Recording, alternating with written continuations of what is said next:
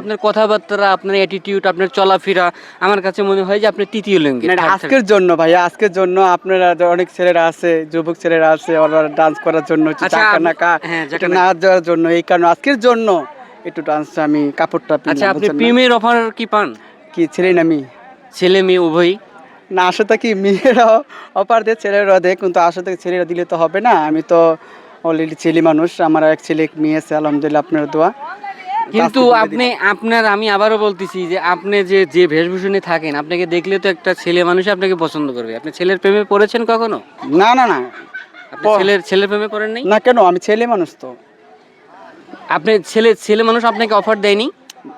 দিছে, দিলে তো হবে না, আমি ছেলে মানুষ না, আমি তো অলরেডি আমি একটু ডান্স করি মেয়েদের মতন।